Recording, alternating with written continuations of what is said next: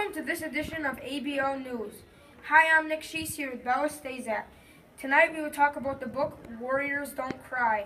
I will report on Melba Patillo Beals. Melba is a real person who wrote the book Warriors Don't Cry. Melba was born December 7th, 1941. She was 15 years old when she chose to go to Central High. Just like the book, in real life there was a boy named Link who helped Melba stay out of dangerous areas where harassing students awaited her. Also in real life, Melba had acid thrown in her eyes. That must have hurt. She also was pelted with burning paper watts in the bathroom and had dynamite thrown at her. That must have even hurt more. Even though she wanted to move back to her old school, her grandma kept telling her never to give up. Since she didn't give up, she made it through the school year. What a lesson learned for everyone. The segregationists didn't get what they wanted, and Melba learned to never give up. Melba wrote the book to show us how hard it must have been to be the first African Americans to integrate into an all-white school. She wants her readers to feel how strongly she does about the Little Rock Nine. I will also talk about integration.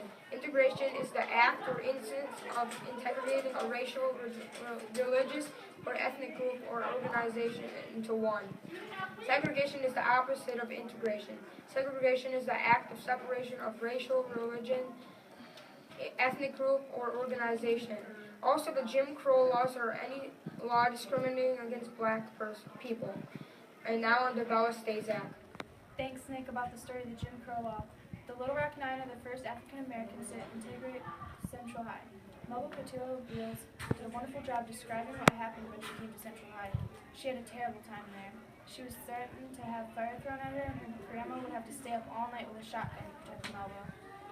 Once she even had acid thrown at her eyes. Harsh much. The white people would bang on the buses as they came to the school, and they would be yelling the N-word at them. Sometimes they would say racist comments to Melba and her friends. Melba had said to Scholastic News, the first day I approached Central High School, my heart pounded in my ears. My face was hot. I was so frightened about what would happen to me. I still remember that my skin was stinging. I was right, because the very first day I was chased away by men carrying ropes. Men from the white segregationist mob who threatened to kill me. Terrible, what a terrible thing to go through. I have to say, just to get an education and to be equal with everyone. And the only thing that actually mattered to Melba was the equal education. The right to go to local movies and the right to eat in restaurants. I feel very bad for her though. She had to leave her family because of the KKK, also known as the Ku Klux Klan. They would make her be wanted or pay $10,000 dead or $5,000 alive. And now to Lexi reporting on Minnie Jean Brown and Ernest Green. Thanks, Bella, for that interesting story about Melba when she was attending Central High. Hi guys, my name is Lexi and I'm here reporting on two of the Little Rock Nine students, Ernest Green and Minnie Jean Brown. Minnie Jean had been suspended because she had dumped chili on two white boys who closed her in so she couldn't go anywhere. She was best friends with Melba Patillo Beals. She had to move to New York with a different family to go to a better school because her and her family were in danger. She has had many awards given to her since then. She was a big part in this experience. She had things thrown and done to her that should have never been.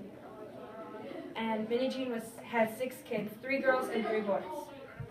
Ernest Green has received the NAACP Springer Award. It's the highest or noblest achievement by an American Negro. Ernest Green is the oldest Little Rock Nine student. Ernest has 3 kids, Adam, Mackenzie, and Jessica. Ernest went to Michigan State University with a BA in 1962 and an MA in 1964. He was the first to graduate, and the segregationists tried to make sure he wasn't going to graduate. And now to AJ Alonso. I will be reading some of the tragic parts in the book Warriors Don't Cry. The first one is on page 110 and 111. As I descended the stairwell, it dawned on me that except for Danny, I was almost alone. There should have been many more people because it was class break. Look out! Melba, now! Danny's voice was so loud that I flinched. Get down! He shouted again till what appeared to be a flaming stick of dynamite whizzed past and landed on the staircase just below me. Danny pushed me aside as he stamped out the flame and grabbed it up.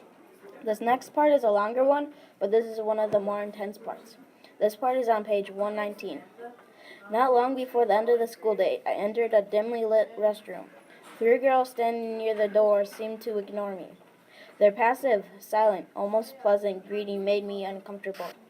The more I thought about it, their attitude, the more it concerned me. At least the students were treating me harshly. I knew what to expect.